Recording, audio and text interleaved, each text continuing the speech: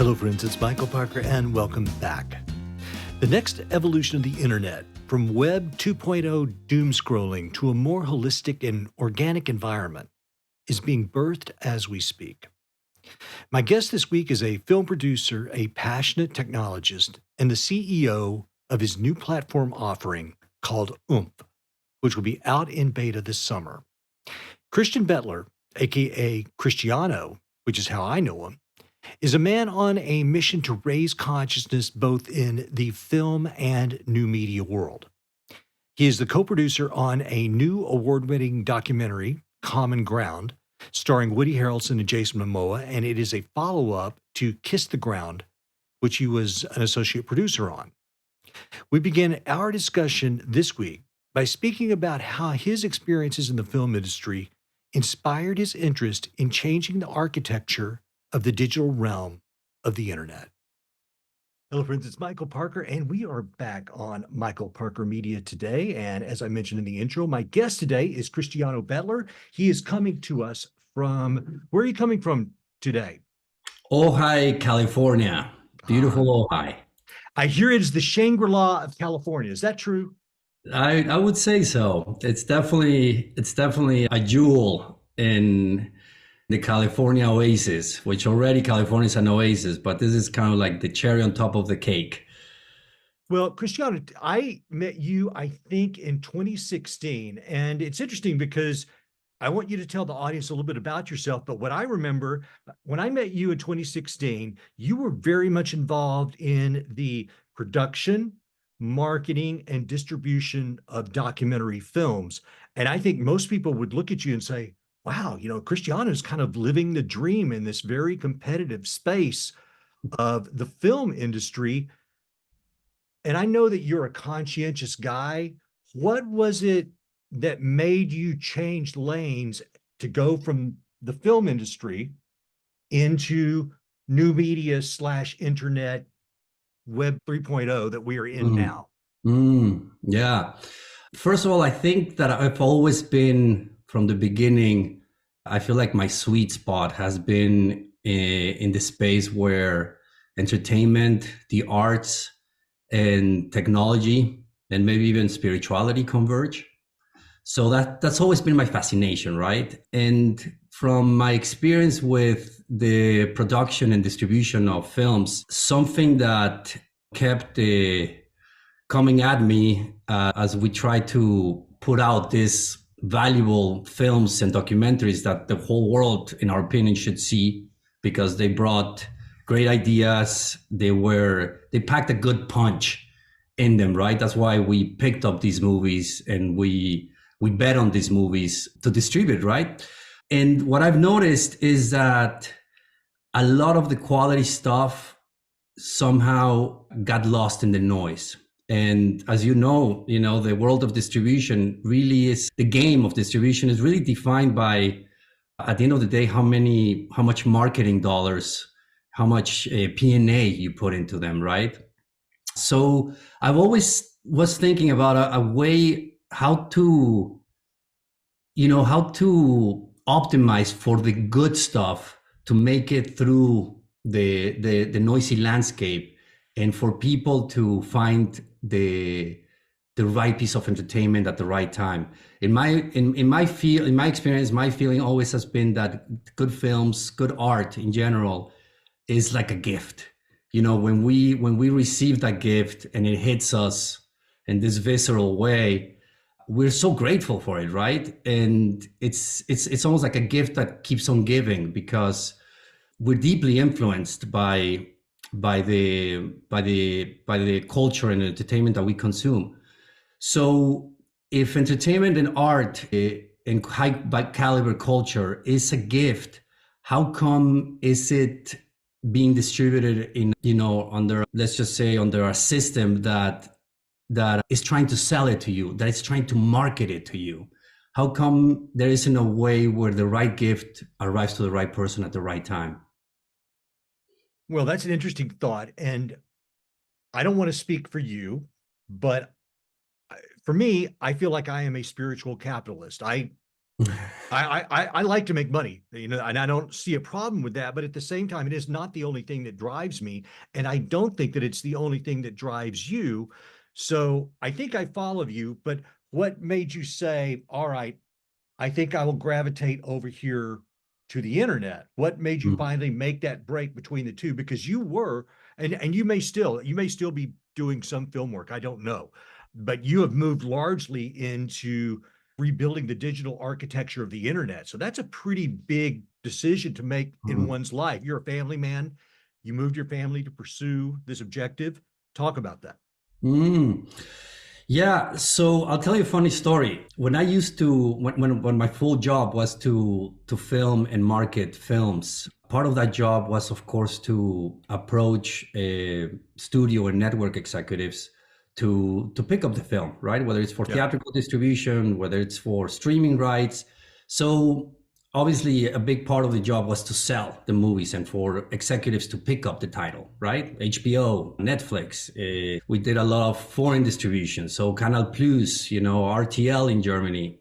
And the way I kind of cracked the code and became successful in distribution was by not selling per se the movies, which is what is kind of like the philosophy in general, or the general approach. What I would do is I would really try to find, I would first of all connect with the people making the decisions, really getting to know them and kind of like getting an understanding of what makes them tick, what resonates within them, what their life situation is, right? Whether they have kids, whether they're into whatever hobby they are. And from the movies that I would be wanting to present to them, I would curate certain scenes, certain moments, combine it with quotes of a book or snippets of a podcast that I listened to, perhaps even music that I knew that we had in common, and I would kind of like put these sort of like mixtapes per se together for them. And essentially, it was a way for me to bring value to their day. Instead of them having another conversation or another meeting or getting another email of someone trying to pitch him something. I've never liked the word pitching. To Mm. pitch, it's so, I don't know, it's so crude in a way. It was a way for me to come in, with a gift, an offering. And these offerings would be most of the times, really, if not all of the times, be received, would be really welcomed. I would notice how it would activate them, because it almost would change their mind frame from, okay, I'm in work mode and I'm seeing everything through the same lens of the way I take every decision, to actually receiving the gift that good entertainment has, which is activate their souls, activate their spirits. All of a sudden they're switched on, they're excited, and they're hopefully touched by what I curated for them. So, and I'll just give you an example, right? Like if you're a network executive and you have kids, and obviously you're struggling to be a better dad, for example, which we all are at some point, and there's a scene in a movie or someone talking about that relates to that directly and gives something of value to that situation, all of a sudden they're not just receptive, but they're deeply grateful. And from that place of gratitude, all of a sudden we're having a different conversation.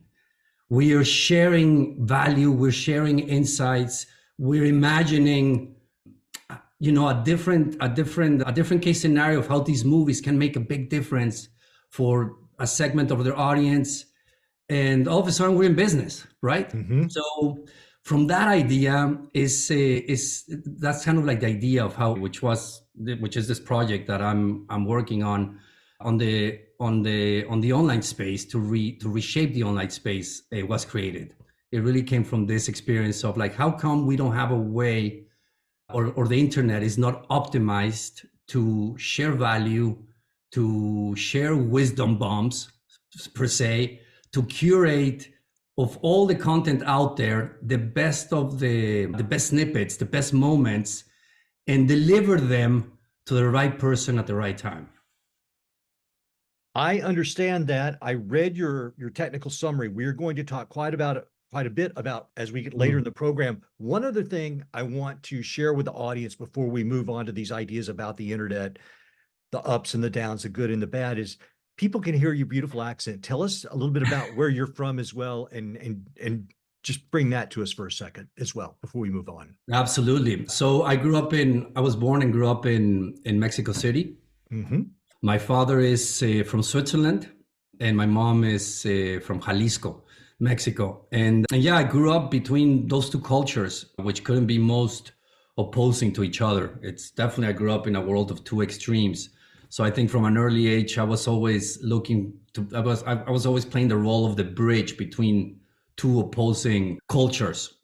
And yeah, I've been in California for the last almost 20 years, Mm-hmm. lived in Europe for a long time, and basically, yeah, I mean, my background is a combination of marketing, film distribution, and technical background, because actually what I went to school for in the United States is aeronautical engineering, and my dad was an engineer. Mm. And actually, something I should mention, which I think you'll find interesting, is so my dad being from Switzerland, my mom being from Mexico, two completely different mindsets, right? But my mom was a concert pianist, and my dad a very technical civil engineer. So again, two completely different binoculars of how to discern the world, right? And so I'm a bit of a hybrid. I've been always been a hybrid between two different worlds that in essence don't seem to have a common language, or don't have that much common ground. They're opposing approaches, but I've always found a way how to integrate those two. That I felt like that came easy to me. So in this case, yeah, it's the integration of the arts and technology, right? In a visceral way. I'm glad you used that word integration, because when I see you and I hear you, and I've not seen you in several years since we dealt with each other 2016, and you helped me put together several episodes. Mm, What I've always liked about you is it's I'm getting ready to travel.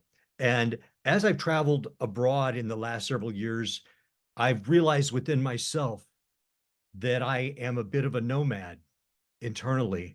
And I sense a little bit of that in you, in that you and I both appreciate these different facets of life. I think to integrate these different aspects of our lives and the world around us kind of comes naturally to us. And it is, as you say, a gift. And so I enjoy that about you. And I just wanted our audience to know a little bit about your background. So let's appreciate it. move on to the internet, because a lot of what you just said, I think, speaks to what we're going to talk about in respect to the internet. And both of us love the internet. We would not be here talking without it. And as you mentioned, we are both of a certain age median that we remember life pre-internet. Mm, And there's a lot of people that will bemoan the changes that have come as a result of the internet. And one of the things that I wanted to bring up to you, like I say, I was driving with my wife the other day and I was thinking, one of the things that I want to talk to Cristiano about is like my ideal blue sky potential for the internet is almost like the human mind and human consciousness, in that it holds this vast array of information and data, which I would like to see us being able to access in a nonlinear way, just the way the mind is able to jump from point to point mm, in the future. But I would like to do that through software versus an implant or something that I've got to put on my head, or to have the gatekeepers. So we are talking about the architecture of the internet and making the internet better for everybody. We'll talk about some of the downsides as well. But when I look at the internet, and I think that what you're moving for is a more integrative way for us to use it, but a more elegant way to use it. mm. For example, this week we heard about the Neuralink, Elon Musk's. And I listen, I am not a critic of Elon Musk. That seems to be very trendy. I like Elon Musk, but we look at Google Glass, we look at the Apple Vision Pro. These are all outstanding technological advances, but I don't know. I think I'm more in favor of this elegant answer being within the code. I love it. I love it, Michael. When you say elegant, the first word that comes to mind for some reason is nature, right? Yes. Because nature is, I mean, what is more elegant than nature, right? It has, what has more inherent elegance and beauty and grace, right? Grace than nature. I would say that, in my opinion, one of the key aspects that has been kind of ignored or put in the back as we develop internet systems and online platforms is to really look and understand how nature works at a very elemental way. I think the answers are all around us, and for some reason, Silicon Valley and the Elon Musks of the world, as that are the most brilliant minds in the world, without a doubt, have for some reason ignored or have maybe been caught up with the rationality and efficiency of things from a very mental perspective. And those are the tools that we're using today that are dominating our dialogues every day, right? So it's obviously the impact of taking a fully rational efficiency approach has dictated the world we live in significantly. So what I would just like to say in regards to our approach is that it's almost like a constant reminder in the way we operate our business every day. It's always looking back or reconnecting with something about nature to guide us or to point to the true north of what we're really trying to do. And I can just give you a quick example of Please. of the way we look at things, right? Like, when we talk about nature.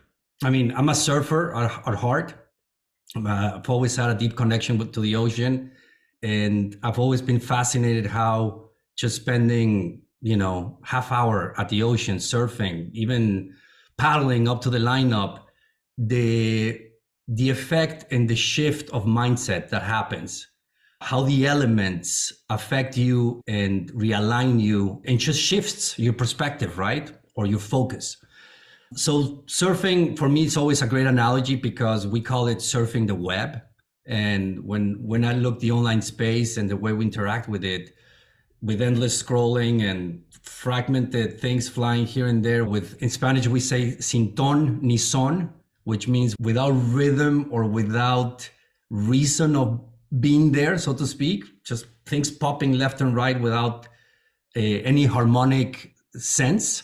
That is always where I feel like, that alone is where I feel there's a huge opportunity to reimagine how we surf the wave, right? But maybe on a more practical, grounded way to talk about this is nature, right? I've organized a lot of events in my life for brands, for movie premieres, for parties. And no matter the country or the continent or the age group that the event has been held for, I've always noticed that people gravitate towards three things. One of them is light, of course, the music, and the food. And the better the food, the better the music, the better the conversations and the things that arise from people, right? That bring up in people. So if we just look at those three elements alone, for me, food, the analogy for food is whether content has nourishing, high nutritional value or not, right? Mm-hmm. If we're at a cool Oscar party event and the food is McDonald's, it's not going to lead to the same conversation that if the food is perfectly curated for the situation and moment that we're in. Let's say that it's the evening and we're getting McDonald's morning, whatever they are, morning, what do they call breakfast combos. That is not harmonically aligned to the moment that we're trying to create, to the moment that we're trying to experience together. So those are kind of like little pointers of how we can rethink about our architectural design and how we approach the design of systems. I love that. And the reason I'm asking these questions is because I do have a through line in my mind that has to do with what you are doing. But let me just run one more idea past you. I came to new media through the music industry and retail and distribution, much like you did through film. And what I've noticed with the internet is that instead of it being this Library of Alexandria of untold knowledge that we can access. It's more like a mall with a library in it. You know what I mean? It's more like a brick and mortar situation. Okay, here's pick anybody, Amazon, whomever. You've got retailer after retailer after sales or service or product, one after another. But you can also get information, and I'm not griping about that, but it seems like a more tertiary or land-based idea when the internet itself is multidimensional. So I'm just proposing to you, and obviously you've already crossed this hurdle because of your platform that we're going to talk about, but to me, the internet is a multidimensional, almost psychedelic type of idea, and we kind of treat it like it's real estate sometimes. Totally, totally. Couldn't agree more. The platform that you are working on, this is why you and I are having this conversation. And I read your text summary, and I'm going to let you explain it, but I see it because I know there's some things you want to say about it, some things you don't want to give away yet. So I want to give you the floor on this. But when I read it, I see it as crossing this bridge between social media, curating content, but also I see a bit of a search engine aspect to it. Because one time, many years ago, somebody said to me, you know what really is the best search engine? I was like, what? And they said YouTube. And I was like, YouTube? That's a video content site. But I was like thinking, actually, you know what? Whenever I need to fix something, or whenever I need to learn something, or whenever I want to go get a very quick bite of intelligence about a particular subject, I usually jump on YouTube first. So that is my way of prefacing. You explain now what this thing, Oomph Inc. and Oomph the platform is that you are working on. Yeah, we're trying to tackle different aspects of the online space, which you mentioned, but it all happened from the core basic idea. These are all derivatives that really lead to the core basic idea of how we can connect online in a better way. And connection, for me, connection is at its very core, it's a vibrational affair. It's a vibrational dance. And it's a vibrational dance, whether it's with a piece of information, with a piece of content, or with another human, that in which the internal vibration of each one of us or each component meets and converges at some point. But the key is that it starts within. The way we communicate online today, the reason why I'm convinced it's not optimal, and we're seeing obviously such a distortion online space, is simply, in my opinion, because we're not on the same wavelength when we connect. And you gave a couple of examples of YouTube, for example, which is a very, very useful source for that, for finding valuable content. But how come if I want to go work out, right, and I'm trying to find something valuable on YouTube or on Instagram, I get bombarded with how to cook a better pizza, or the content isn't aligned and isn't organized in a way that it serves our intention, or that it supports us in the moment that we're in. It's actually organized in a way that it distracts us from the moment we're in, and from what our intention or our goal is. So if in an ideal world, right, if I have an important meeting, right, and I have 10 or 20 minutes to consume information or content, how come there isn't a solution where everything that I'm going to encounter, I know is trusted, curated content, but that the content itself, instead of me searching it, the good content or the relevant content finds me. So one of the major differentiations of what we're doing with anything that is out there is that the content or the information finds you. It's not you actively trying to find stuff, because that alone is a different mindset. I think the world of search, as it is, that world is already there and will always have it. But what hasn't been built is really what makes, in my opinion, life magical and almost worth living, which is the information and the content and the moments that you find when you're least expecting them. Like the conversation you have when you're just waiting in line at the checkup of the grocery store, right?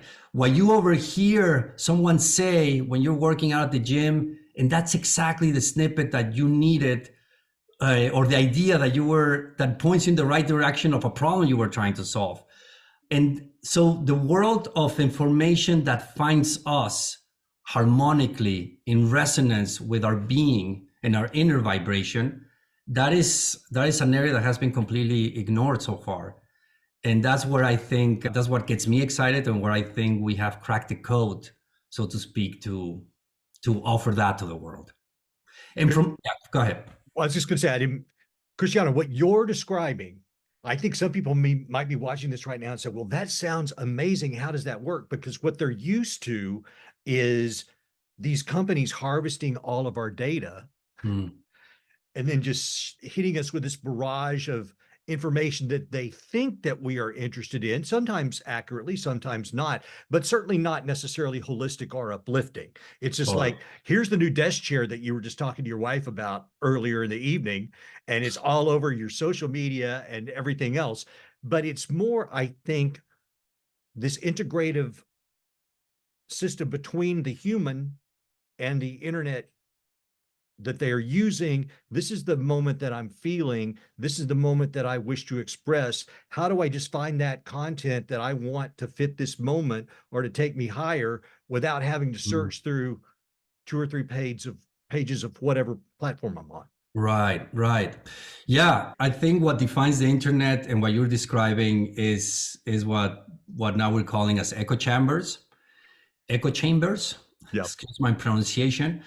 Echo chambers, which are in nature monotone, right? It's almost like, if we think about like the musical spectrum, right? It's almost like we're listening to the same note over and over, and it has a different flavor, it has a different color, but it's still the same note.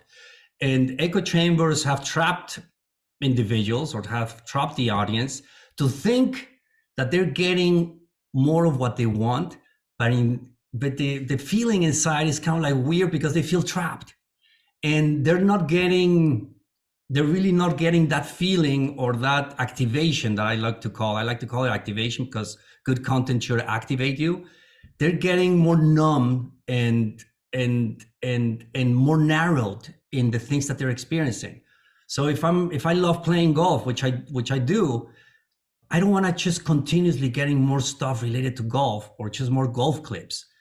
But what I do want is something that speaks to me about my passion and my love for golf, but maybe it's packaged in the shape of a scene in a comedy film, or in a paragraph of a book where they're talking about Buddhism, but it relates harmonically to golf.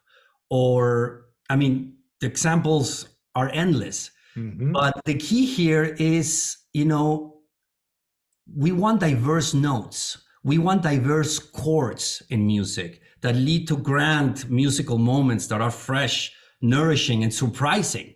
That's the key thing. Like, are we really getting surprised?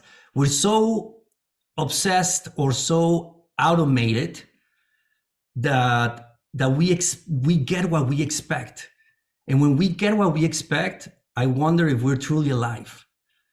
You know what I mean? Like, it reinforces what we already know or choose to feel, instead of expressing something new that might take us to a higher place. Exactly, or that shifts our perspective.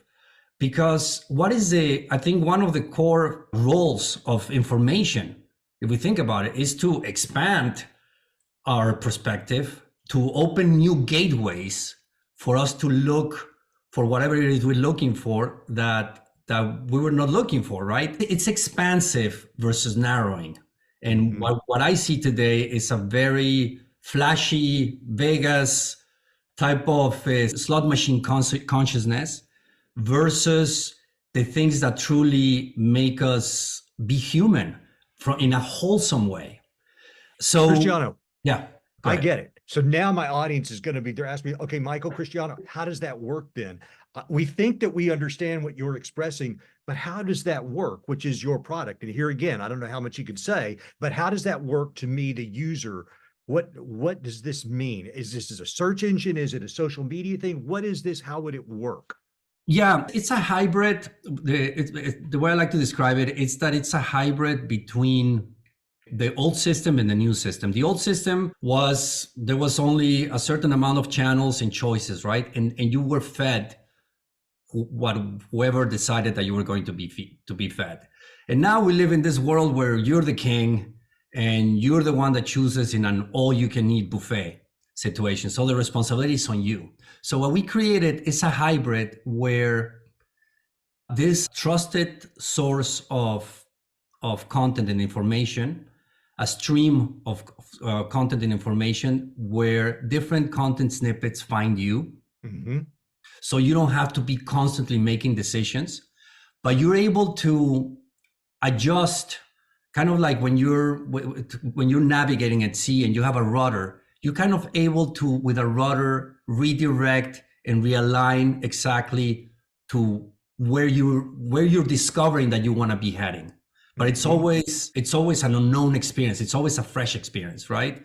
So the way it works is, go ahead. Well, one of the things that you described that I think people might be able to grasp on this a little bit better, and it was in one of the pieces that you sent me. I've got many pieces of documents from you, but one of the things you said, and even this I think is a bit of a oversimplifies it, but I think people might understand that you said it's almost the love child between TikTok and Spotify in that we have visual or text or audio content, but you also have a curated aspect of it, but the curator is not the playlist person behind Spotify. It could be you curating for others.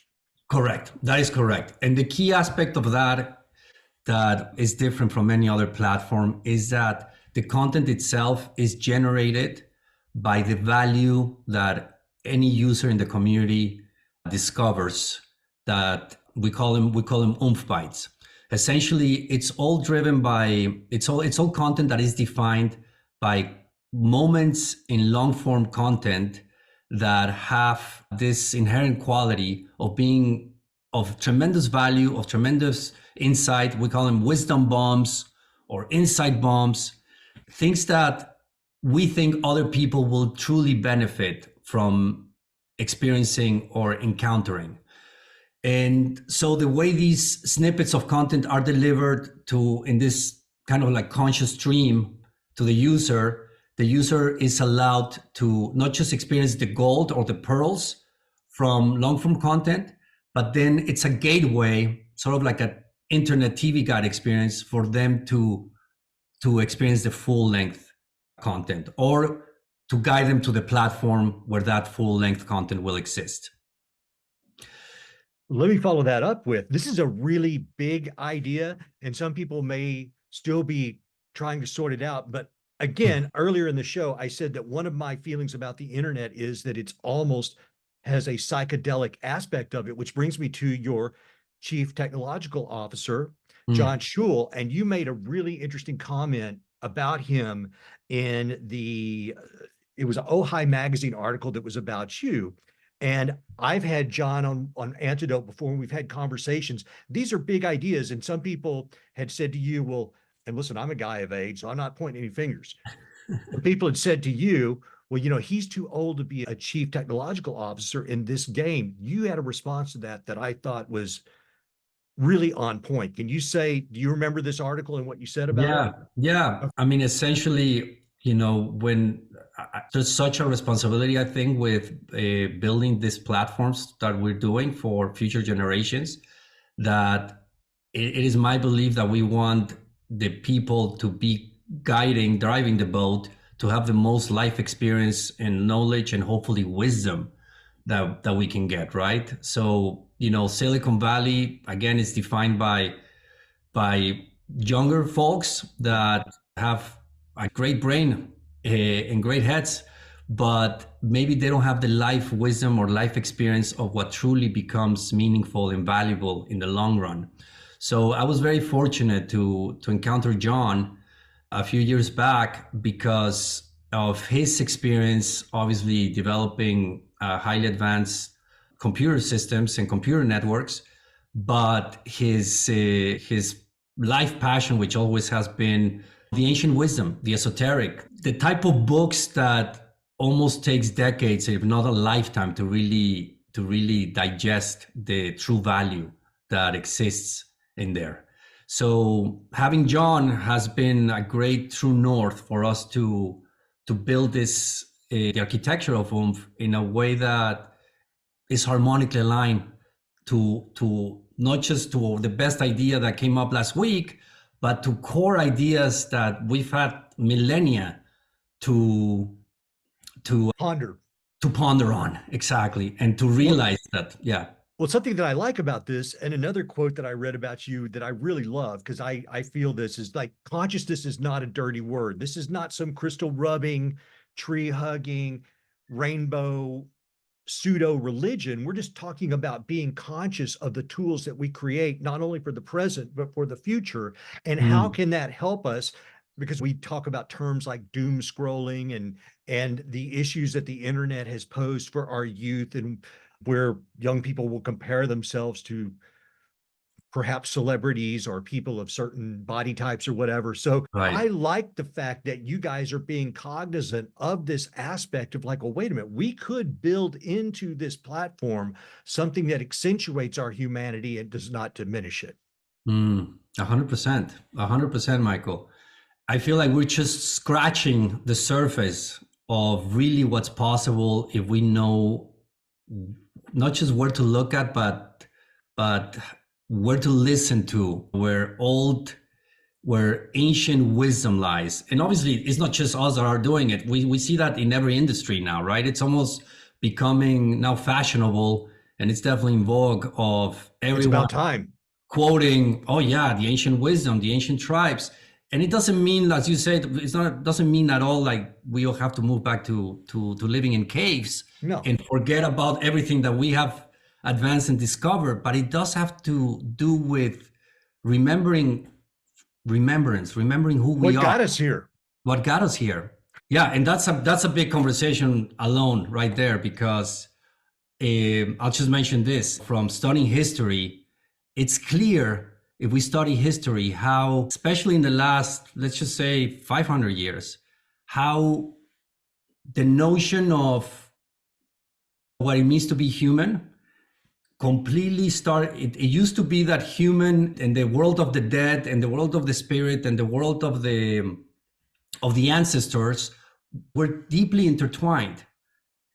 And like John the Ark, for example, right? I think 1400s. These are people that had visions, that had conversations or insights beyond the rational mind, that really drove history or reshaped history in all kinds of ways. And as time went by, everything that wasn't completely rational became, what is the word I'm looking for? When you're being ostracized. Well, that I understand. Right. It's so obviously the result of where we're at, and obviously the internet not being an exception, is clearly like a purposeful effort to forget the wholesome aspect of reality and ancient wisdom again, and Yes. just relay on what can we do now that is faster, brighter, and bigger, right? That Mhm. is the mentality, versus what can have more depth and breadth. What does have really, what is truly of value? Let's sit on and think about that for like a good couple of months. What is this truly going to be of value to future generations? Or is this just a gimmick that is going to take us further from where we really wanted to go? So I don't know. The key word for me is remembrance and reconnection with nature and with ancient wisdom. I think what you're talking about is this more elegant solution of, instead of just creating a playlist on a particular platform and seeing it like that, it's almost generated in a more organic sense. Is that correct? Yes, I think it goes back to the notion again where it starts is we should always ask ourselves who are the individuals that are the living antennas of culture, right? Who is the one curating? Why are they curating it, right? Why does someone wants me to see X and Y? It might look flashy, it might look important or even practical, right? In the moment, but I think it's important to have a premium space online, safe haven, whatever you want to call it, where it's all about high trusted recommendations. Mm-hmm. And the way we do this, without getting into too much detail or giving too much away, is there's a way, and a very simple way. A lot of these solutions that we're bringing, by the way, of course, technology and machine learning and AI, of course, plays an integral part. But the solutions at their very core are very simple. There is a simple way that we already do, and we definitely did before the internet age began in our younger years, in which it's very easy to discern what is authentic and what really packs a good punch, what has value, what has inherent value in it, and what is more commentary and blah, blah, blah, and trying to squeeze that moment for everything that it's worth, right? I think it's quite obvious today that 98% of the content and information out there comes from a place of trying to squeeze every drip of the lemon as possible. Mm-hmm. And everybody doing the same thing. Everybody speaking with their hands like, hey, listen to me. I got this thing. There's this formula. Everybody's talking the same way. Everybody's moving the same way. Why? Because it's a formula to squeeze more of the same point, and the substance dilutes every step of the way, right? So our focus and our solution really comes from the opposite. It's really, there has to be a library of Alexandria, so to speak, where the most meaningful, the most valuable information and content that we have come up with, not now, but through history, and that we will hopefully for decades and centuries to come, exists just because of its inherent quality, and because it was the first one that, just like in language, in the logos of meaning, it was the first block, the first building block of that captured the essence of something. And those are the building blocks that we focus on. And I just want to mention that because it's not about reinventing and reimagining and complicating things. It's about going back to the solution, in my opinion, lies in going back to the core seeds of what makes information valuable, what makes content or art relevant, and the visceral reaction or the aha moments that we get when something of value, where that vibration meets our internal vibration. And we should just optimize for that. Let me ask you another question. Now, this one's very down to earth. So this one's more for the creators and your future investors. As a creator, I have long noticed that in the Web 2.0 world, these large platforms are not all the time, but I think for the general rule is the large platforms are making more money off the content created by the creator than the creator is getting out of the relationship, right? Mm-hmm. So, because artists talk about this with Spotify, just as an example. So I guess what I'm asking is there built into Oomph a way that these curators of content and these creators of the content, can this help put some money in their pockets? How they will be rewarded? Yes. Yeah, no, very important question. Obviously, that's a key aspect to how we design this system. I think it's not the only thing, but it is a thing that we can improve upon in the Web 3.0 world, right? It's important. No, absolutely. It's a key aspect. So I think I'll just say this. There's an authentic way when somebody brings value. Going back to my example of how I used to sell movies and documentaries, there is an inherent tangible value that happens when somebody receives something that makes a difference, or that in their lives that helps them in some way, that empowers them, that helps them in their everyday path. Essentially, it's clearly that it's something that we all welcome, and we are happy to pay a little something for that. We do that in the analog world all the time. Yes. You help me, I can't wait how to find a way how to help you and reward you for that. The way it's done right now, I think it's a bit of a missed opportunity, Michael, because it's all based on very basic, not basic, very, what should I call them? Narrowing metrics, such as just number of views. Yes. The metrics, we have to redefine the metrics of what is a metric that truly reflects the value that that interaction or that post or that view, that encounter really resulted in. And I'll just give you a quick example, basic example.